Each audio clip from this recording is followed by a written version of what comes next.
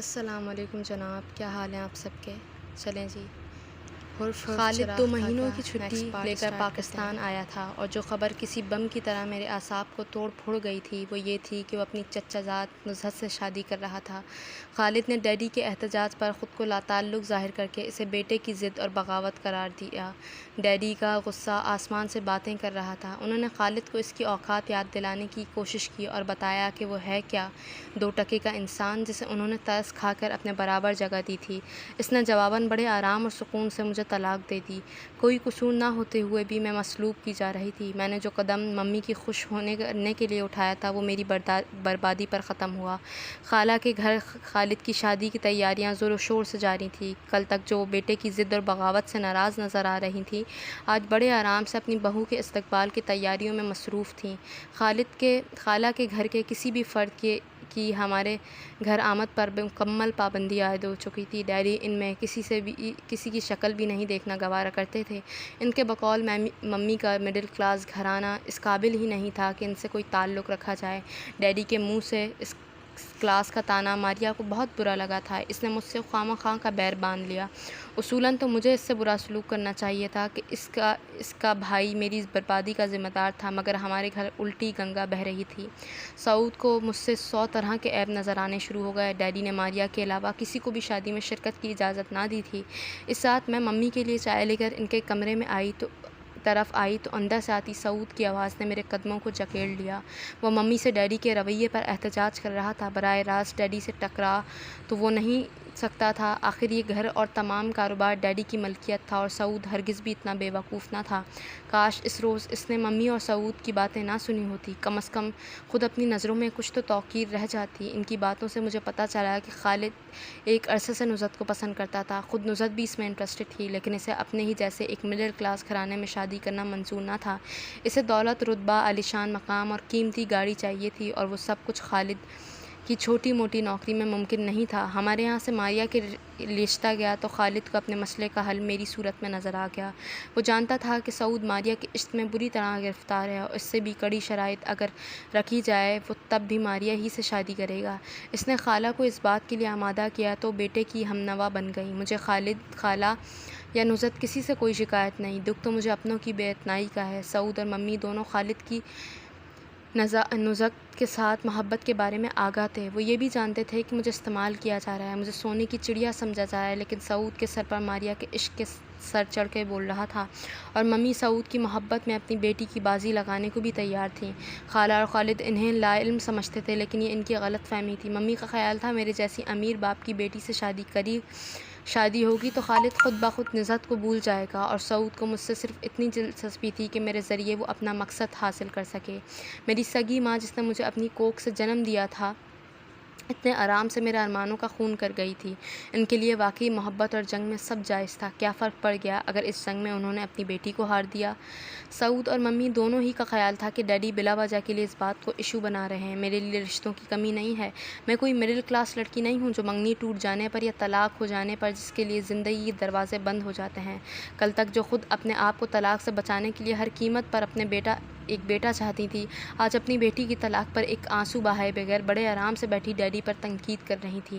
ان کا خیال تھا خالد کی غلطی کی سزا ان کی پوری فیملی کو دینا ناانصافی ہے اور پھر اس نے ماریا کی بھی انسلٹ ہو رہی ہے۔ اس روز میں اپنے کمرے میں آ کر پھوٹ پھوٹ کر روئی تھی۔ خالد، خالہ، نزہت، ماریا، سعود اور ممی سب نے اپنے اپنے مفادات کے لیے مجھے استعمال کیا۔ میں انہیں ان کے مقصد تک پہنچانے کا زینہ تھی۔ میں ایک استعمال ہونے والی شے تھی جس کا نہ کوئی جذبات ہوتے ہیں نہ احساسات۔ میں ان کے لیے صرف ایک کیٹس پا، میری اچھائی، میری نیکی اور کچھ بھی میرے کام نہ آئی۔ مجھ سے اپنا مطلب نکال کر مجھے کسی فالتو چیز کی طرح ڈال دیا گیا۔ ماریا کا رویہ بالخصوص میرے ساتھ نہایت حد تک آمیز تھا۔ اسے شاید یہ دھڑکا تھا کہ کہیں کسی روز میرے بھائی کی غیرت یا میری ماں کی ممتا نہ جھاگ جائے اور اسے اس گھر سے نکال دیا جائے، اس لیے وہ میری دشمن ہو گئی۔ میرے لیے دنیا ختم ہو گئی۔ وہ گھر جس میں رہتی تھی میرے لیے ایک جہنم کدہ بن گیا۔ میں آہستہ آہستہ سب سے کٹتی چلی گئی۔ کسی نے میری تبدیلی کی وجہ جاننے کی کوشش نہ کی۔ سب اپنے حال میں مگن خوش تھے۔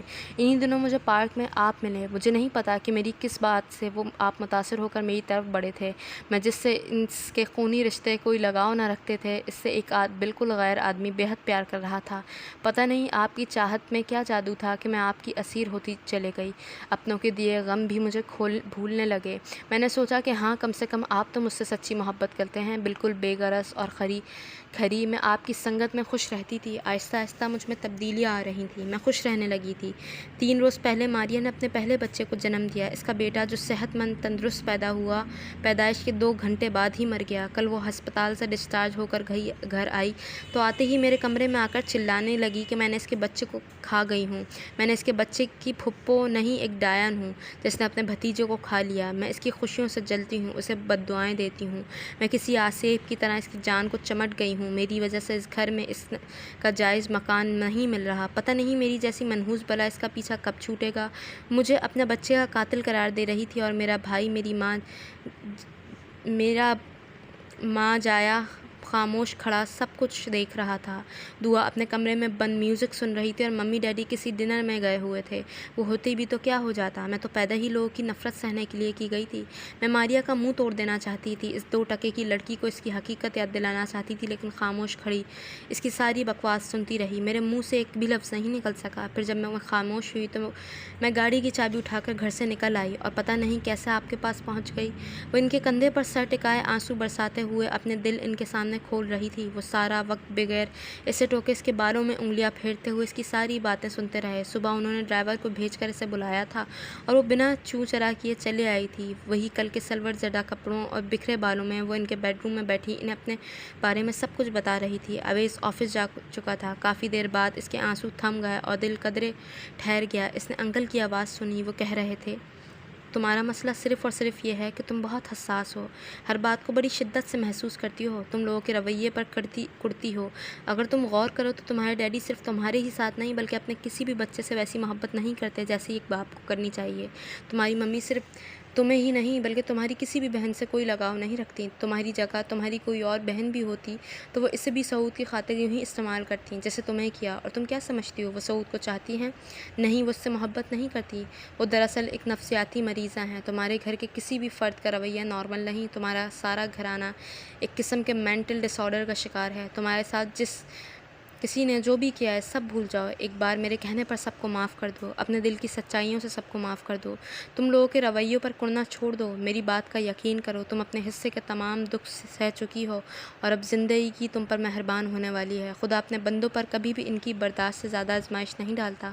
تم خود دیکھ لینا، زندگی اگلے موڑ پر تمہارے لیے کتنی ساری خوشیاں لیے کھڑی ہے۔ تم دونوں ہاتھوں سے خوشیاں، راحتیں اور محبتیں سمیٹو گی۔ وہ اس کا چہرہ اپنے ہاتھوں میں تھام کر بولے تو بے یقینی سے دیکھ رہی تھی۔ تمہیں مجھ پر اعتبار ہے نا؟ ان کی بات پر اس نے گردن ہاں میں ہلا دی۔ تو پھر میری بات پر آنکھیں بند کر کے یقین کر لو، تمہیں زندگی میں وہ سب کچھ ملے گا جو تم چاہتی ہو، اس بات کا یقین میں دلا رہا ہوں تمہیں۔ اور ان کی اس بات پر اس نے واقعی آنکھیں بند کر کے یقین کر لیا۔ ان کے آگے اپنا دل کیا کھولا تھا، اس کے تمام بوجھ ہی ہلکا ہو گیا۔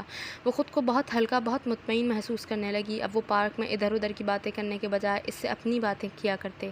وہ اپنے بچپن کی بے شمار چھوٹی چھوٹی باتیں انہیں بتاتی۔ اب اس کے دل پر کوئی بوجھ نہ تھا، انہوں نے اس کا بوجھ بانٹ لیا تھا۔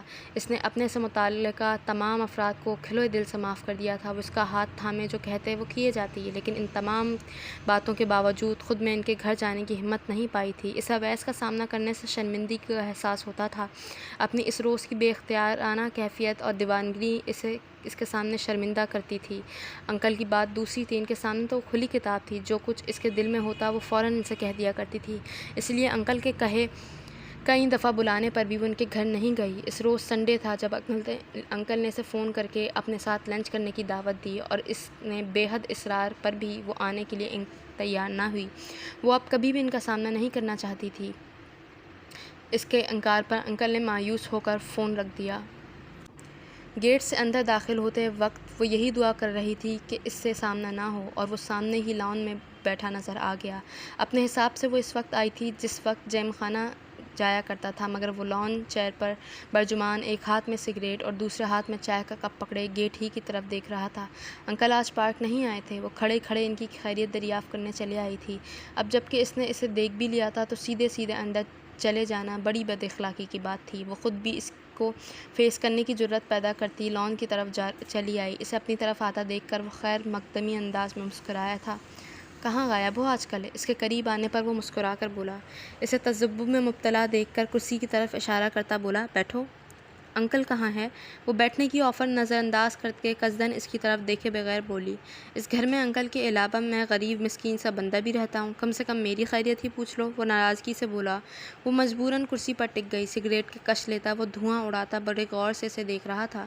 اپنے حساب سے تو میں نے آج تک ایسی کوئی بات تم سے نہیں کی جس پر تم مجھ سے ناراض ہو جاؤ۔ وہ حیران ہو کر اس کی طرف دیکھنے لگی تو وہ اس کی آنکھوں میں آنکھیں ڈال کر کہنے لگا، پھر بھی اگر تمہارے خیال سے میں نے کچھ غلط کیا ہے تو مجھے بتاؤ۔ اگر مجھے اپنی کوتاہی محسوس ہوئی تو میں وداؤٹ اینی ہیزیٹیشن تم سے ایکسکیوز کروں گا۔ میں آپ سے ناراض نہیں ہوں۔ وہ سر جھکا کر دھیرے سے بولی۔ پھر تم مجھے اوائڈ کیوں کر رہی ہو؟ وہ اس کی طرف دیکھتا ہوا بولا۔ ایسی کوئی بات نہیں ہے، آپ کو غلط فہمی ہوئی ہے۔ وہ اس کی آنکھوں میں دیکھنے سے ڈر رہی تھی، اس لیے سر جھکا کر بولی، میں پاگل نہیں ہوں جو یہ بات محسوس نہ کر سکوں کہ تم میری وجہ سے یہاں آنے سے کتراتی ہو۔ اس وقت بھی تم اس خیال سے آ گئی تھی کہ میں گھر پر نہیں ہوں گا۔ وہ اس کی بات پر دھک سے رہ گئی۔ اسے اس کے دل کے حال کی خبر کیسے ہو گئی؟ وہ بری طرح پریشان ہو گئی۔ اس بے تحاشا ذہین بندے کے سامنے جھوٹ بولا نہیں جا سکتا تھا، یہ بات اس کی سمجھ میں آ چکی تھی۔ اس کی سمجھ میں نہیں آ رہا تھا کیا کرے۔ اچانک ہی خود بخود اس کے ہونٹوں سے یہ جملہ پھسل گیا، مجھے آپ کے سامنے آنے سے شرمندگی ہوتی ہے۔ میرے اس دن کے ایب نارمل بیہیویئر پر آپ نے میرے بارے میں کیا سوچا ہوگا؟ وہ جو بڑی سنجیدگی سے اس کی طرف نظریں جمائے بیٹھا تھا، اچانک ہی کہکا لگا کر ہنس پڑا۔ اس نے بڑی حیرت سے اسے کہکا لگاتے دیکھا تھا۔ وہ لوگوں سے فاصلہ رکھ کر ملنے والا جو اپنے مقابل کے بیچ ایک لکیر کھینچ کر رکھتا، اس وقت بڑی بے فکری سے ہنس رہا تھا۔ تمہیں یہ خوش فہمی کیوں ہے کہ میں ہر وقت تمہارے بارے میں سوچتا رہتا ہوں؟ اس نے جیسے اس کی بات کو بہت انجوائے کیا تھا۔ وہ بے اختیار اپنے منہ سے نکل جانے والے جملے پر شرمندگی سے سر جھکا کر رہ گئی۔ وہ مسکراتی نظروں سے اسی کی طرف دیکھ رہا تھا۔ اچانک ہی اس سے شدید قسم کا غصہ آنا شروع ہو گیا۔ اسے کس نے حق دیا تھا کہ وہ اس کا مذاق اڑائے؟ وہ کرسی پر سے اٹھ کر گئی اور آگے ہی بڑھنے لگی۔ اس نے اپنا پیر درمیان میں حائل کر کے گویا سے جانے سے روکا۔ میں نے ابھی تمہیں جانے کے لیے نہیں کہا، وہ تنیبی انداز میں بولا۔ مجھے کہیں جانے کے لیے آپ کی اجازت کی ضرورت نہیں ہے۔ وہ خفا سی اس پر نظر ڈالے بغیر بولی، تم شرافت سے بیٹھ رہی ہو یا میں ہاتھ پکڑ کر بیٹھاؤں؟ وہ غرایا، مجھے آپ سے کوئی بات نہیں کرنی، میں انکل سے ملنے آئی ہوں۔ اس نے ہاتھ پکڑ کر اسے کرسی پر دھکیلا اور بولا، اپنے سے 50 سال بڑے انکل تمہیں دوستی کرنے کے لیے بڑے موزوں لگتے ہیں اور صرف 5-6 سال بڑے بندے سے تم بات کرنا بھی گوارا نہیں کرتی۔ ایسی ان میں کیا بات ہے جو مجھ میں نہیں؟ کیا ہم اچھے دوست نہیں بن سکتے؟ اس بات پر اجالا نے چونک کر اس کی طرف دیکھا تو اس کا بے تکلف انداز اجالا کو حیران کر گیا۔ وہ مسکراتا ہوا اس کی طرف دیکھ رہا تھا، پھر وہ قدرے سنجیدگی اختیار کرتے ہوئے بولا، مجھے نہیں معلوم تھا تم اس وجہ سے مجھ سے کتراتی ہو۔ ایک دم بیوقوف ہو تم۔ انسان اپنی تکلیف میں، پریشانی یا غم میں اسی کے پاس جاتا ہے جس پر اسے بھروسہ ہوتا ہے، جس کو وہ اپنا سمجھتا ہے۔ اگر تم ہمیں اپنا سمجھ کر ہمارے پاس آئی تھی تو میں کیوں تمہارے بارے میں کوئی فضول بات سوچوں گا؟ ایسا احمقانہ خیال اپنے دل سے نکال دو، اور ایک دوست کی حیثیت سے میں تمہیں مشورہ دینا چاہتا ہوں کہ برداشت، تحمل، رواداری اور اخلاق وغیرہ اچھی چیزیں ہیں، لیکن بعض لوگوں پر ان کا کوئی اثر نہیں ہوتا۔ ایسے لوگوں پر ان جذبوں کو لٹانے کی کوئی ضرورت نہیں۔ جو چپ چاپ ظلم سہتا رہے وہ خود سب سے بڑا ظالم ہوتا ہے۔ اپنے اندر ہمت پیدا کرو۔ کوئی تمہیں تکلیف دے یا سنائے تو تم اس کا منہ توڑ دو۔ مجھ سے دوستی کر کے دیکھو، میں تمہیں بالکل اپنے جیسا بنا دوں گا۔ کوئی میرے ساتھ زیادتی کرنے کی جرت تو کیا اس کے کرنے کے بارے میں سوچ بھی نہیں سکتا، کیونکہ ایسا کرنے والوں کو اپنا انجام پتہ ہوتا ہے۔ وہ بڑی سنجیدگی اور بردباری سے اس کی آنکھوں میں دیکھتا بول رہا تھا۔ شاید انکل اس کے بارے میں سب کچھ بتا چکے تھے۔ اس کے بات کرنے کا انداز اتنا اچھا تھا کہ وہ اپنا اس کے سامنے ظاہر ہونے پر کوئی پریشانی محسوس کیے بغیر بولی، لیکن انکل تو کہتے ہیں سب کو معاف کر دو۔ ہر جگہ معافی تلافی سے کام نہیں چلتا۔ ٹھیک ہے ابھی تم نے معاف کر دیا، لیکن پھر سے کوئی تمہیں دکھ دے تو زیادہ نیک پروین بننے کی ضرورت نہیں ہے۔ اپنا حق چھین لو، کسی کو اپنا استحصال نہ کرنے دو۔ خاموشی سے بیٹھ کر آنسو بہانے اوور سپر سینسٹیو بننے کی ضرورت نہیں ہے۔ وہ اسے ایک بہت مختلف سبق پڑھا رہا تھا۔ کچھ آیا سمجھ میں یا سیدھا اوپر سے گزر گیا؟ وہ اسے بغور اپنی طرف دیکھتا پا کر مسکراتا ہوا بولا۔ اس نے کوئی جواب دیے بغیر اس پر سے اپنی نظریں ہٹائی اور سامنے کیاری میں باہر دکھاتے لیلا اور چائنا روز پر نظریں مرکوز کر دیں۔ ویسے آپ کے انکل اپنے جگری دوست فاروقی صاحب کے یہاں گئے ہوئے ہیں اور وہاں یقیناً شطرنج کی بساط بچھی ہوگی، رات سے پہلے ان کی واپسی کا امکان نہیں۔ وہ اس کے جواب نہ دینے کا برا مانے بغیر انکل کے بارے میں بتانے لگا تو اسے اپنی موجودگی بڑی فضول لگی۔ اچھا پھر میں چلتی ہوں، بیٹھی رہو ابو سکون سے، جانے کی جلدی تو ایسے مچاتی ہو جیسے مشعلۂ کشمیر تمہارے ہاتھوں ہی آج حل ہونا ہے۔ اس کے چھیڑنے والے انداز پر تو وہ پہلو بدل کر رہ گئی۔ کل پاپا جانی کا برتھ ڈے ہے اور میں تمہیں انوائٹ کر رہا ہوں۔ اس کی بات پر وہ خوش ہو کر بولی، آپ لوگ کیا کوئی فنکشن وغیرہ کر لیتے ہیں؟ نہیں، خالی میں اور پاپا جانی، ہم دونوں ہمیشہ ایک دوسرے کی سالگرہ سیلیبریٹ کرتے ہیں۔ ہم دونوں کے علاوہ اس میں کوئی تیسرا نہیں ہوتا۔ اس مرتبہ میں تمہیں دعوت دے رہا ہوں، ویسے سالگرہ میری ہو یا پاپا جانی کی، ڈنر ہوتا انہی کی طرف سے۔ انہیں اپنے سے چھوٹوں سے تحفے لینا بالکل بھی پسند نہیں، اس لیے گفٹ لانے کی زحمت نہ کرنا۔ میں بھی تمہاری طرح خالی ہاتھ شرکت کروں گا، پھر تمہارا ہی ہو۔ اس کی بات پر اس نے پرزور انداز میں گردن ہلا کر حامی بھری۔ کیک میں بیک کر کے لاؤں گی، اس پر تو وہ ناراض نہیں ہوں گے۔ اس کی بات پر وہ ہنستے ہوئے بولا، ڈیپینڈ کرتا ہے کیک بنا ہوا کیسا ہے، اگر اچھا ہوا تو یقیناً نہیں ہوں گے۔ اس کی بات پر اس کے لبوں پر مسکراہٹ بکھیر گئی۔ اب آپ چاہیں تو جا سکتی ہیں، میری بات ختم ہو گئی۔ وہ فوراً ایسے کھڑی ہوئی جیسے اس سے پہلے کسی نے باندھ کر بٹھایا ہوا تھا اور خدا حافظ کہتی گیٹ کی طرف بڑھ گئی۔ وہ بڑے محو ہو کر اسے جاتا ہوا دیکھ رہا تھا۔ رات اس نے 2 گھنٹے صرف کر کے بڑی محنت اور لگن سے ایک خوبصورت سا برتھ ڈے کارڈ بنایا، پھر اگلے روز صبح ہی بڑے اہتمام سے کچن میں گھس گئی۔ ان کا من پسند پیچ میلبا کیک بیک کیا، اسے بڑی خوبصورتی سے سجایا، درمیان میں many happy returns of the day لکھا۔ اس کام سے فارغ ہو کر اس نے اپنے آج کے پہننے کے لیے کپڑوں کا انتخاب کیا۔ آج ایک طویل عرصے بعد اس کا بہت اچھی طرح سے ڈریس اپ ہونے کا دل چاہ رہا تھا۔ آخر یہ سالگرہ اس ہستی کی تھی جسے وہ بے حد پیار کرتی تھی، تو کیوں نہ اہتمام کرتی۔ آف وائٹ کاٹن کی قمیص شلوار، جس کی شرٹ پر ہم رنگ کڑھائی اور شیشے کا بڑا نفیس اور نازک سا کام بنا ہوا تھا، ساتھ خوب لمبا سا آرگنائز کا آف وائٹ دوپٹہ پہن کر اس نے سوٹ سے مناسبت رکھتی ہلکی سی جیولری پہنی، بہت عرصے بعد میک اپ کیا اور شانوں تک آتے بالوں کو، جنہیں وہ زیادہ تر کلپ یا بینڈ میں جکڑ کر رکھتی تھی، برش رکھ کر یوں ہی کھلا چھوڑ دیا۔ ان کے گھر جانے کے لیے نکلی تو پہلے ایک فلاور شاپ سے پھولوں کا ایک حسین سا گلدستہ خریدا، پھر اس کے بعد ان کے گھر چلے آئی۔ انکل لاؤنج میں بیٹھے کسی سے فون پر بات کر رہے تھے۔ اسے اتنی سج دھج کے ساتھ ایک ہاتھ میں بوکے اور دوسرے میں کیک اٹھا کر لاتے دیکھا وہ اپنی اگلی بات بھول گئے۔ ایک آدھ سیکنڈ کے ستے کے بعد انہوں نے جلدی سے فون خدا حافظ کہہ کر بند کیا اور اس کی سمت توجہ کی۔ وہ ان کی حیرت پر مسکراتی ہوئی ان کے قریب چلی آئی اور کیک ٹیبل کے اوپر رکھ کر ان کے گلے میں اپنی باہیں ڈال کر گنگنائی، happy birthday to you, happy birthday to you. وہ اس کا ماتھا چومتے ہوئے ہنس کر بولے، لیکن خاتون آپ ہیں کون اور اتنی بے تکلفی سے ہمارے گھر میں کہاں پھر رہی ہیں؟ وہ ان کی شرارت پر ہنس پڑی اور بولی، میں اچھی لگ رہی ہوں نا؟ مجھے تو ہمیشہ ہی اچھی لگتی ہو۔ ہاں، البتہ آج پہچانی نہیں جا رہی۔ ویسے تمہیں آج کے دن کا کیسے پتہ چلا؟ وہ ان کے کندھے کے گرد اپنا ہاتھ پھیلاتے ہوئے بولے، مجھے اویس نے بتایا تھا، بلکہ انہوں نے ہی مجھے انوائٹ کیا تھا۔ وہ ان کے ہاتھ میں بوکے اور کارڈ پکڑاتے ہوئے بولی، بہت ہی خوبصورت پھول ہیں۔ انہوں نے پھولوں کی خوشبو محسوس کی، پھر اس کے بعد اس کے بنائے ہوئے کارڈ کو غور و فکر سے دیکھ کر اسے آرٹ کا نادر نمونہ قرار دیا اور کارڈ بنانے والی دونوں کی شان میں زمین آسمان کے قلبے ملائے۔ تمہیں بلا کر حضرت خود ابھی تک گھر نہیں آئے ہیں؟ انکل نے ان کی غیر موجودگی کے بارے میں بتایا۔ اس نے کیک نکال کر ٹیبل کے اوپر رکھا، پھر کچن سے جا کر پلیٹس، چمچے اور بٹر نائف لا کر وہیں ٹیبل کے اوپر رکھ دی۔ وہ خاموشی سے بیٹھے اس کی تمام کارروائی دیکھ رہے تھے۔ وہ کیک کے اوپر کینڈلز لگا رہی تھی جب اویس نے لاؤنج میں قدم رکھا، بلیک سوٹ پہنے، ایک ہاتھ میں بریف کیس اور دوسرے میں موبائل تھا میں وہ پاپا جانی کو سلام کرتے کرتے ٹھٹک کر رک گیا۔ اسے اندر آتا دیکھ کر وہ بھی کینڈل سے توجہ ہٹا کر اسی کی طرف دیکھنے لگی تھی، اپنے چہرے پر ایک لمحے کے لیے پھیلنے والے ستائشی تاثرات کو فوراً چھپاتے ہوئے وہ بڑے نارمل طریقے سے پاپا جانی اور اس سے سلام دعا کرتا اپنے کمرے میں چلا گیا۔ 10-15 منٹ بعد وہ کپڑے چینج کر کے آ گیا تو انکل نے کیک کاٹا، اپنے ہاتھ سے پہلے اسے اور پھر اویس کو کیک کھلایا۔ چلو جالا، اب تم کیک سرو کرو۔ انکل نے اسے ہدایت دی تو وہ سلیقے سے پلیٹس میں کیک نکال کر انکل اور اسے پلیٹ دینے کے بعد اپنی پلیٹ لے کر انکل کے پاس ہی بیٹھ گئی۔ اویس ٹیبل کے اوپر رکھے ہوئے کارڈ کو دیکھ کر کہنے لگا، یہ تم نے بنایا ہے؟ اس نے گردن ہاں میں ہلا دی۔ کتنا خوبصورت کارڈ بنایا ہے اجالا نے، دیکھو میں ایسے ہی تعریف نہیں کرتا۔ انکل نے اویس کو مخاطب کیا تو مسکرا کر رہ گیا، وہ خاموشی سے کیک کھانے میں مصروف تھی۔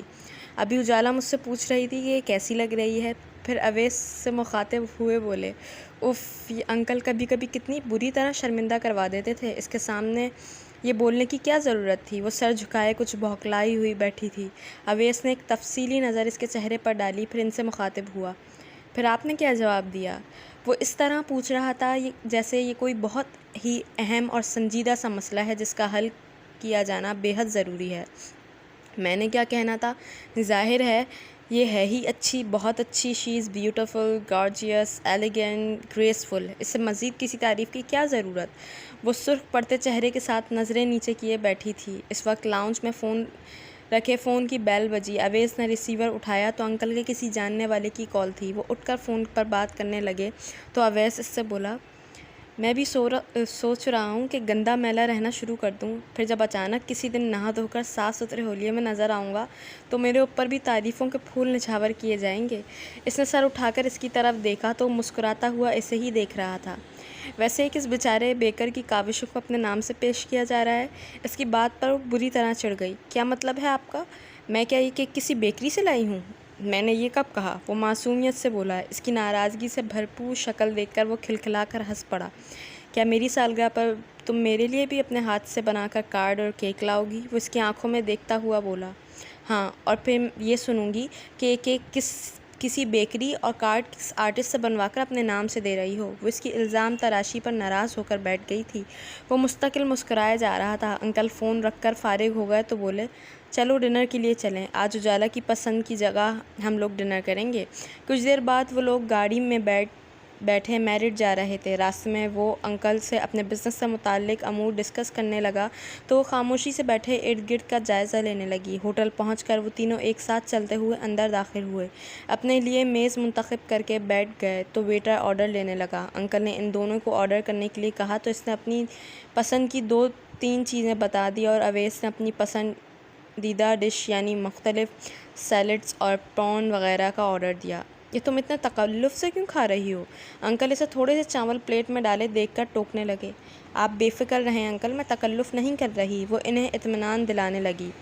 میرا خیال ہے اجالا تکلف نہیں بلکہ ڈائٹنگ کر رہی ہے، اویس نے کولڈ ڈرنک کا سپ لیتے ہوئے کہا۔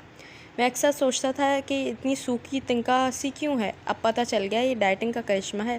اس کی بات پر اجالا نے سر اٹھا کر براہ راست اس کی آنکھوں میں دیکھا اور بولی، آپ ہر وقت میرے بارے میں کیوں سوچتے رہتے ہیں؟ دنیا میں میرے علاوہ بھی بہت سے غور طلب مسائل ہیں۔ انکل نے اپنی پلیٹ سے توجہ ہٹا کر ایک نظر اجالا کو اور ایک نظر اویس کو دیکھا۔ ایک طرف کسی پرانی بات کا بدلہ چکا لینے کی خوشی تھی تو دوسری طرف ایک محظوظ سی مسکراہٹ۔ وہاں اس وقت کسی گزری ہوئی بات کے حوالے سے جملہ اچھالا گیا تھا جس سے وہ قطعاً لاعلم تھے۔ کمال ہے بچوں نے اتنی ترقی کر لی اور مجھے پتہ بھی نہیں چلا۔ انہوں نے خود کو ڈپٹا۔ جو بھی تھا ان دونوں کی ایک دوسرے سے بے تکلف بات چیت انہیں خوش کر رہی تھی۔ جن 2 لوگوں کو وہ ساری دنیا میں سب سے زیادہ چاہتے تھے، ان کے حوالے سے انہوں نے کتنے ہی خواب دیکھ ڈالے تھے، ان کی یہ نوک جھونک انہیں مسرت بخش رہی تھی۔ وہ خاموشی سے کھانا کھانے لگا تھا لیکن اس کی آنکھوں سے جھانکتی شرارت اور لبوں کی مسکراہٹ بتا رہی تھی کہ وہ کسی بات کو بہت انجوائے کر رہا ہے۔ اپنے خیال سے اس نے اسے شرمندہ کرنے کی کوشش کی تھی لیکن اس کی مسلسل شوق سی مسکراہٹ اسے خوف میں مبتلا کرنے لگی۔ وہ تو چڑھنے کے بجائے بڑا خوش نظر آ رہا تھا۔ واپسی میں وہ گاڑی چلاتا بیک ویو مرر کے ذریعے ایک آدھ نظر اس کے پھولے ہوئے منہ پر ڈال لیتا اور خواہ اس کے ہونٹوں پر مسکراہٹ پھیل جاتی۔ گاڑی اس کے گیٹ کے سامنے رکی تو وہ دروازہ کھول کر باہر نکل آئی۔ اسی وقت سامنے ایک اور گاڑی کی ہیڈ لائٹس چمکی تھیں۔ اجالا نے سامنے دیکھا تو سعود اور ماریا بیٹھے نظر آئے۔ چوکیدار نے گاڑی کا ہارن سن کر گیٹ کھول دیا تھا لیکن وہ گاڑی اندر لے جانے کے بجائے وہیں روک کر گاڑی سے اتر کر ان لوگوں کی طرف چلا آیا۔ اس کی چال میں بہت تیزی اور عجلت نظر آ رہی تھی۔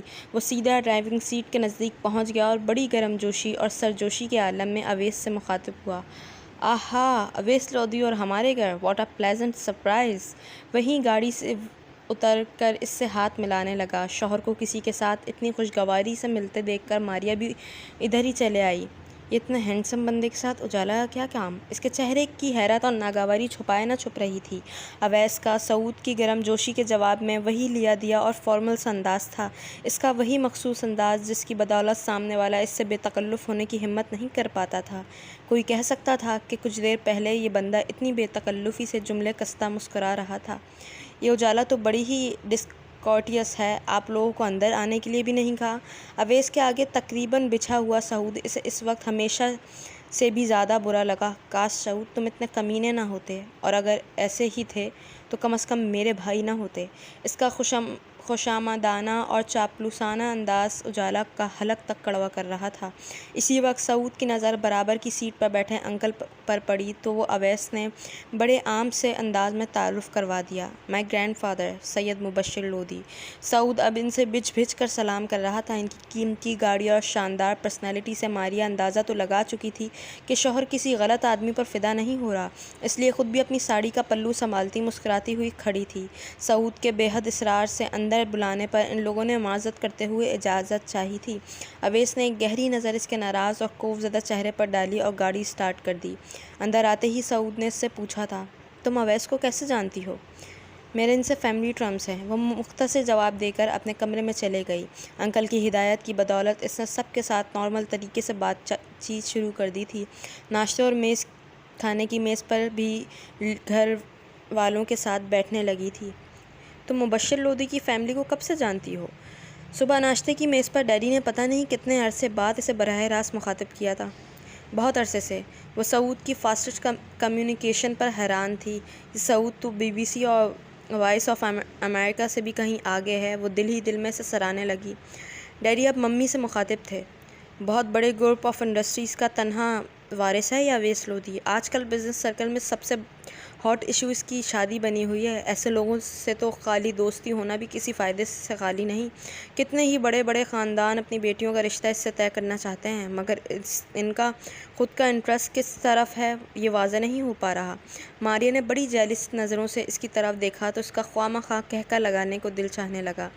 یہی فیز 5 میں گھر ہے اس کا۔ ایسا کرو اجالا، ان لوگوں کو اس سنڈے کو ڈنر پر انوائٹ کر لو۔ ڈیڈی نے پہلے ممی اور بعد میں اسے مخاطب کیا۔ وہ ایک دم میز پر بیٹھے تمام لوگوں کو اپنے سے اونچی کوئی خاص چیز لگنے لگی تھی۔ وہ مرکز نگاہ بنی تھی۔ تمام کیمروں کا رخ اس کی طرف تھا سوائے دعا کے۔ اس وقت ٹیبل پر گھر کے تمام افراد موجود تھے۔ آپ لوگ نفع نقصان سے قطع نظر بھی انسان کو انسان سمجھ کر کیوں نہیں ملتے؟ اس سے ملو، یہاں سے فائدہ ہوگا، اس سے نہ ملو، کوئی فائدہ نہیں۔ اسے کچلتے ہوئے گزر جاؤ، اسے دھکیل کر اپنا راستہ بنا لو، اس کے سر پر سوار ہو کر اونچے ہو جاؤ۔ آپ لوگ اتنے گھٹیا کیوں ہیں؟ وہ دل ہی دل میں سب سے مخاطب تھی۔ ڈیڈی کو اس نے جواب دینے کی زحمت گوارا نہیں کی تھی۔ میں اس جہنم میں انہیں کبھی نہیں بلاؤں گی۔ یہ رشتے اور محبتیں میں نے بڑی مشکلوں سے حاصل کی ہیں، میں آپ لوگوں کی خود غرضی کی بھیٹ نہیں چڑھنے دوں گی انہیں۔ وہ عزم کر چکی تھی۔ سعود ڈیڈی سے کہہ رہا تھا، but daddy is a ہاٹی person, اپنے آپ پر بڑا غرور ہے اسے، اپنے سامنے کسی کو کچھ نہیں سمجھتا۔ سعود کی بات پر اس کی طرف غور سے دیکھنے لگی۔ کل ہاٹی کے سامنے تم بج جا رہے تھے، تمہارا بس نہیں چل رہا تھا کہ اس کے آگے لیٹ جاؤ اور کہو سر آئیے میرے اوپر سے گزر کر جائیے، تم اور تمہاری یہ hypocrisy. I feel sorry for you Saud, وہ دل ہی دل میں اس سے کہہ رہی تھی۔ وہ جیسا بھی ہے تم لوگوں کی طرح منافق اور دغا باز نہیں۔ وہ ناشتے کی ٹیبل پر سے اٹھ گئی۔ وہ اب انکل سے کوئی بات نہیں چھپاتی تھی۔ انہوں نے اس سے وعدہ لیا تھا کہ وہ چھوٹی سے چھوٹی اور بڑی سے بڑی ہر بات انہیں بتائے گی، کبھی ان سے کچھ سیکرٹ رکھنے کی کوشش نہیں کرے گی۔ اس لیے وہ انہیں اپنے گھر والوں کے تازہ ترین رویے کے بارے میں بتانے کے لیے بے چین تھی۔ اسی بنا پر وہ اگلے روز شام کے وقت ان کے گھر چلے آئی۔ گو آج چھٹی کا دن تھا، لیکن اب اسے اویس کا سامنا ہونے پر کسی قسم کی شرمندگی محسوس نہیں ہوتی تھی۔ وہاں پہنچی تو پتہ چلا کہ انکل کے کچھ مہمان آئے ہوئے ہیں اور وہ ڈرائنگ روم میں بیٹھے ان کے ساتھ گپ شپ میں مصروف ہیں۔ وہ ان کے فارغ ہونے کا انتظار کرنے لگی۔ اکیلے لاؤنج میں بیٹھے بوریت ہونے لگی تو وہ سیڑھیاں چڑھ کر اوپر آ گئی۔ ارادہ تو یہ تھا کہ اسٹڈی میں بیٹھ کر کسی کتاب کا مطالعہ ہی کر لیا جائے، لیکن کوریڈور سے گزرتے سامنے والے کمرے سے آتی بڑی خوبصورت سی موسیقی کی آواز نے اسے اپنی گرفت میں لے لیا۔ گٹار پر بڑی خوبصورت سی دھن بجائی جا رہی تھی۔ بے اختیار آگے بڑھ کر اس نے کمرے کا دروازہ کھولا تو سامنے فلور کشن پر بیٹھے اویس کو دیکھ کر وہ حیران رہ گئی۔ وہ بڑے مگن سے انداز میں اپنے ارد گرد سے غافل گٹار بجا رہا تھا۔ وہ فوراً ہی دروازے سے پلٹ جانا چاہتی تھی کہ اویس کی نظر اس پہ پڑی۔ اجالا، وہ اسے دیکھ کر کچھ حیران ہوا تھا۔ آئی ایم سوری، مجھے پتہ نہیں تھا یہ آپ کا بیڈ روم ہے۔ وہ اپنی بد تہذیبی پر شرمندہ ہوتی فوراً وہاں سے چلی جانا چاہتی تھی۔ کسی کے کمرے میں بغیر ناک کیے جانا یقیناً کوئی قابل تعریف فعل نہیں تھا، لیکن کمرے کا مالک اس کے اس طرح آنے پر برا مانے بغیر بولا، کم آن اجالا، یہ تم اتنی فارمل کب سے ہو گئی؟ اور اب اگر آ ہی گئی ہو تو اندر تو آ جاؤ۔ وہ اندر آنے میں ہچکچاہٹ محسوس کر رہی تھی۔ اب آ بھی چکو۔ وہ دوبارہ اصرار کرنے لگا تو وہ کچھ شرمندگی کے عالم میں اندر آ گئی اور اس کے سامنے رکھے فلور کشن پر بیٹھ گئی۔ تم کب آئی؟ مجھے پتہ نہیں چلا، وہ پوچھنے لگا تو وہ جواب میں بولی، ابھی تھوڑی دیر ہوئی ہے، انکل کے مہمان آئے ہوئے ہیں، میں نے سوچا اسٹڈی میں کوئی کتاب پڑھ لوں گی۔ یہاں سے گزرتے ہوئے گٹار کی اتنی اچھی اور خوبصورت دھن کی آواز آئی تو میں ادھر آ گئی۔ اس کی بات پر وہ ہنس پڑا۔ تمہیں میوزک میں انٹرسٹ ہے؟ وہ گٹار سائڈ میں رکھتا ہوا اس سے بولا تو اس نے گردن ہلا دی۔ آپ نے کیا کہیں سے سیکھا ہے گٹار؟ ارے نہیں بھائی، یہ تو بس یوں ہی شوقیہ، بلکہ یہ کہنا زیادہ مناسب ہوگا کہ میرا بچپن کا شوق ہے۔ کالج اور پھر یونیورسٹی کے زمانے میں دوستوں کی محفل میں بیٹھ کر انہیں گٹار پر اپنی پسندیدہ دھنیں سنایا کرتا تھا۔ آج تو کئی سالوں کے بعد اچانک ہی میرا دل چاہا تو گٹار نکال کر خود کو چیک کر رہا تھا کہ مجھے بجانا یاد بھی ہے یا بھول گیا۔ لیکن آپ کا اسٹائل تو بڑا پرفیکٹ بلکہ پروفیشنل قسم کا تھا۔ اس کی بات پر وہ کہکا لگا کر ہنس پڑا۔ بس میری اور تعریف مت کرنا ورنہ میں آسمان پر چڑھ جاؤں گا۔ جواب میں وہ بھی ہنس پڑی، بے اختیار کھلکھلا کر ہنستے۔ اس نے اسے پہلی بار دیکھا تھا۔ تم ہنستے ہوئے اچھی لگتی ہو۔ فوراً ہی اس کی ہنسی کو بریک لگ گئے تھے۔ وہ اس کی کنفیوز شکل کو دیکھ کر مسکراتے ہوئے کہنے لگا، اگر یہاں تمہاری جگہ کوئی اور لڑکی ہوتی تو اپنی تعریف پر خوش ہوتی اور مجھے تھینکس تو ضرور کہتی۔ وہ اس سے نظریں ملانے کی ہمت نہیں کر پا رہی تھی۔ اس کا دل چاہا جلدی سے اٹھ کر یہاں سے بھاگ جائے۔ میں اتنے سال پڑھائی کی وجہ سے یہاں سے دور رہا، لیکن ہمیشہ ہی سنتا رہا کہ ہمارے ہاں کی لڑکیاں بڑی شرمیلی اور مشرقی قسم کی ہوتی ہیں۔ جب واپس آیا تو پتہ چلا کہ دور کے ڈھول سہانے ہوتے ہیں۔ ہمارے یہاں کی لڑکیاں تو یورپ اور امریکہ کی خواتین کو بھی پیچھے چھوڑ دیا ہے۔ ایسے میں تم جیسی چیزیں شاید اللہ تعالیٰ نے مثال دینے کے لیے چھوڑ دی ہیں۔ وہ اس کے چہرے پر نظریں جمائے ہوئے بول رہا تھا، ویسے تم ہو کیا چیز؟ مجھے تو تم 14ویں یا 15ویں صدی کی کوئی بھٹکی ہوئی روح معلوم ہوتی ہو۔ اس زمانے میں تمہارا کیا کام؟ اس کی بات پر وہ کچھ ناراض لہجے میں بولی، میں نے آپ سے اپنے بارے میں کوئی رائے نہیں مانگی، میں جیسی ہوں ٹھیک ہوں۔ وہ اس کی ناراضگی کو خاطر میں لائے بغیر کہنے لگا، پاپا جانی مجھ سے کہہ رہے تھے کہ میں جان کر اجالا کے ساتھ الٹی سیدھی بکواس کرتا ہوں، صرف اس کا شرم سے لال گلابی ہوتا چہرہ دیکھنے کے لیے۔ وہ اس کی نظریں اپنے چہرے پر محسوس کر کے قصداً کمرے میں ادھر ادھر نظریں دوڑانے لگی۔ وہ کچھ دیر بڑے غور سے اس کے چہرے کو دیکھتا رہا، پھر ہنستے ہوئے کہنے لگا، میں نے تمہاری کوئی خاطر مدارت تو کی نہیں، آخر تم پہلی بار میرے کمرے میں آئی ہو۔ اس کے جواب کا انتظار کیے بغیر وہ اٹھا اور بیڈ روم ریفریجریٹر سے پیپسی کے 2 کین نکال لایا۔ ایک اس کے ہاتھ میں پکڑایا، دوسرا خود لے کر بیٹھ گیا۔ اپنے سامنے رکھی ڈرائی فروٹس کی پلیٹ بھی اس کی طرف کھسکائی۔ لو، آؤ میں تمہیں اپنی پسندیدہ دھن سناؤں۔ وہ صرف اپنے گلے پڑے شرمیلے پن کا لیبل اتارنے کے لیے گردن ہلا گئی۔ وہ 2-3 گھونٹ میں پیپسی ختم کرتا گٹار اٹھا کر بجانے لگا، اور جس وجہ سے وہ کھچی ہوئی اس کمرے تک چلی آئی تھی وہ کچھ ایسی بیجا بھی نہیں تھی۔ وہ اتنا اچھا گٹار بجا رہا تھا کہ وہ بڑی دلچسپی اور شوق سے گٹار بجاتا سنتی رہی۔ اس نے اپنی پسندیدہ دھن مکمل بجائی تو بے اختیار بول اٹھی، بہت خوب، تمہیں اچھا لگا؟ وہ مسکراتے ہوئے پوچھنے لگا۔ بہت اچھا، وہ کھلے دل سے تعریف کر گئی۔ وہ کچھ کہے بغیر ایک اور دھن بجانے لگا۔ وہ خاموشی سے بیٹھی گٹار کے تاروں کو چھوتے اس کے ہاتھوں کو دیکھ رہی تھی۔ وہ پوری طرح کھوئی اسے سن رہی تھی۔ تمہیں کس قسم کا میوزک پسند ہے؟ وہ دوسری دھن بجا چکا تو اس سے پوچھنے لگا۔ مجھے آپ کی طرح میوزک کی زیادہ سمجھ تو نہیں، لیکن بس جو کانوں کو اچھا لگے۔ تیز تیز اچھلتے کودتے گانے مجھے اچھے نہیں لگتے، سلو اور لائٹ میوزک اچھا لگتا ہے۔ وہ اپنی پسند بتانے لگی۔ اچھا، تمہارے فیوریٹ گلوکار کون کون ہیں؟ اس کی بات پر وہ فوراً بولی، مجھے نیرا نور اور جنید جمشید بہت پسند ہیں۔ چلو تو پھر تمہیں تمہارے فیوریٹ سنگر کا سناتے ہیں۔ وہ یوں بول رہا تھا جیسے وہ بطور خاص صرف اس کا گٹار سننے یہاں آئی تھی، اور وہ خود بھی بڑی فرصت کے ساتھ سنانے کے لیے کب سے تیار بیٹھا تھا۔ پھر وہ جنید جمشید کا اعتبار بھی آ ہی جائے گا، چلو تو صحیح بجانے لگا۔ اس کے بعد تیرے لیے ہے میرا دل میری جان بچانے لگا۔ وہ بڑی محویت کے ساتھ اس کے ردھم میں کھوئی ہوئی تھی۔ جب دروازے پر دستک ہوا تھا، اویس نے گٹار روک کر یس کم ان کہا تو اخلاق اندر آ گیا۔ اس پر نظر پڑی تو کہنے لگا، صاحب اور میں مل کر دونوں آپ کو پورے گھر میں ڈھونڈ رہے ہیں، اب میں اویس بھائی سے پوچھنے آیا تھا آپ کا۔ اس کی بات سن کر وہ فوراً کھڑی ہو گئی۔ انکل کے مہمان چلے گئے؟ جی کب کے، اور اب تو وہ ہم لوگوں کو ڈانٹ ڈپٹ رہے ہیں کہ آپ کو تلاش کر رہے ہیں، وہ دانت نکال کر بولا۔ وہ جلدی سے کمرے سے باہر نکل آئی۔ انکل سامنے سے آتے ہوئے نظر آئے تو ان کی طرف چلے آئی۔ کہاں غائب ہو گئی تھی؟ میں پریشان ہو گیا تھا کہ اجالا آخر مجھ سے ملے بغیر اور کچھ کہے بغیر کیسے چلے گئی۔ وہ اپنے اتنی دیر تک وہاں بیٹھنے پر کچھ شرمندگی محسوس کرتے ہوئے کچھ کہنے لگی۔ میں یہیں تھی۔ یہیں کہاں تھی یہ بھی بتاؤ۔ آپ تو اپنے مہمانوں میں مصروف تھے اور میں آپ کی لاڈلی کو کمپنی دے رہا تھا۔ اس نے اپنے پیچھے اویس کی آواز سنی۔ انکل اسے دیکھ کر مسکراتے ہوئے کہنے لگے، کمپنی کس طرح دے رہے تھے؟ لطیفے تو تمہیں آتے نہیں اور باتیں تم اتنی بور کرتے ہو کہ وہ میں ہی بمشکل برداشت کرتا ہوں۔ پوچھ لیں اس سے۔ بتاؤ اجالا، میری کمپنی بورنگ ہے؟ وہ اسے درمیان میں گھسیٹنے لگا تو وہ انکل سے کہنے لگی، نہیں، انہوں نے مجھے بالکل بھی بور نہیں ہونے دیا۔ آخر اس نے اتنی دیر تک کسی پروفیشنل گٹار بجانے والے کی طرح سے لائیو اپنے شو سے محظوظ کیا تھا، وہ اس کی برائی کیسے کر سکتی تھی؟ تم اس کی کچھ زیادہ ہی فیور نہیں کرنے لگی؟ انکل نے اسے بغور دیکھتے کہا تو وہ کچھ دیر پہلے سنے گئے کمنٹس کو بھلائے دوبارہ کچھ نروس سی ہو گئی۔ صحیح کہتی ہے دعا، میں کسی مڈل کلاس بلکہ لوور مڈل کلاس گھرانے کے لیے بڑی سوٹیبل ہوں۔ وہ خود کو برا بھلا کہنے لگی۔ حق بات ہے، آپ کو فیور لگ رہی ہے۔ وہ سچی ہے اس لیے سچائی کا ساتھ دے رہی ہے۔ اسے مشکل میں پڑتا محسوس کر کے وہ فوراً میدان میں اترا۔